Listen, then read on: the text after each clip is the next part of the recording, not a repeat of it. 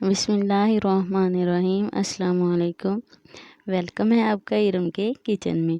तो आज हम बनाएंगे चिकन शामी कबाब। तो इसके लिए हमने 1 पाव दाल ले ली। इसको मैंने 2 घंटे के लिए भिगो के रख दिया था। अब इसका पानी निकाल दिया और 1 पाव हमने चिकन लिया, बगैर हड्डी के हमने चिकन लिया है। तो ये मैंने इसके अंदर डाल दिया। अब हम इसके अंदर मसाले ऐड करेंगे। तो 1 टेबलस्पून मैंने इसके अंदर सुरख मिर्च पीसी हुई डाली, 1 टेबलस्पून नमक और 1 टीस्पून हल्दी, 1 टीस्पून धनिया पिसा हुआ और 1 टीस्पून ब्लैक पेपर ऐड किया। ये सारे मसाले हम इसके अंदर डाल के तो 1 देचकी में हमने पानी डाल दिया, उसको चूल्हे पे रख दिया था। तो अब हम इसके अंदर ये सारा कुछ डाल देते हैं, दाल चिकन और मसाले जो थे, इसको अच्छी तरह हम इसके अंदर उबलने के लिए रख देते हैं। ये अच्छे तरीके से गल गए हैं, इसको मैंने निकाल लिया। ये देखें चिकन भी अच्छे तरीके से गल गया है और दाल भी। हल्की आंच पे हमने इसको गलाया है। ये देखें माशाल्लाह कितनी अच्छी गल गई है। और अब मैंने ब्रेड क्रम्स ले लिए, कुंडी में हम इसको मिक्स करेंगे। ये देखिए मैंने कुंडी के अंदर इस मसाले को डाल दिया है और अब हम इसको पीस लेते हैं। अच्छे तरीके से हम पीसेंगे, बाद में हम इसके अंदर ब्रेड क्रम्स ऐड करेंगे। ये देखिए मैंने अच्छे तरीके से इसको पीस लिया है। तो अब हम इसके अंदर ब्रेड क्रम्स ऐड कर देते हैं। तो ये देखें सारे नहीं मैं इसके अंदर ऐड करूँगी, तकरीबन आधे मैं इसके अंदर डालूँगी। सारे डालने से ये सख्त शामियाँ बन जाएंगी। तो ये मैंने आधे डाल दिए और अब दोबारा हम इसको पीस लेते हैं ताकि अच्छे तरीके से इसके अंदर मिक्स हो जाए। इस तरह हम हल्के हाथों से इसको पीसेंगे।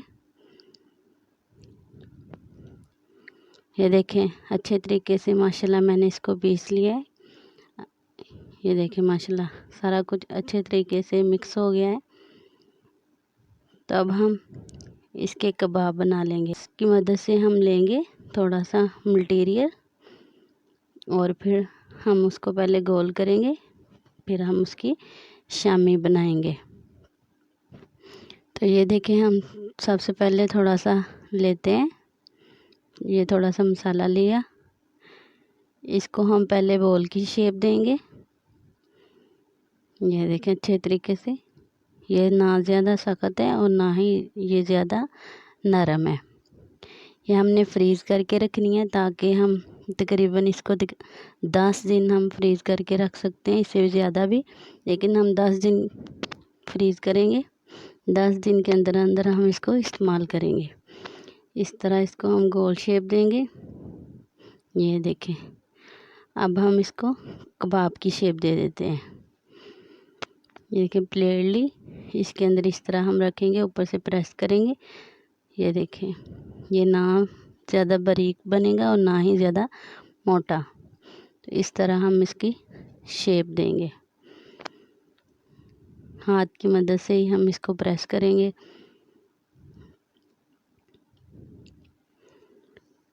अच्छे तरीके से हम चारों तरफ से इसको दबा के बनाएंगे ताकि अच्छे तरीके से ये बन जाए। तो ये बहुत ही मज़े की शामी होती है। इसको आप सैंडविच भी इसका बना सकते हैं, बर्गर।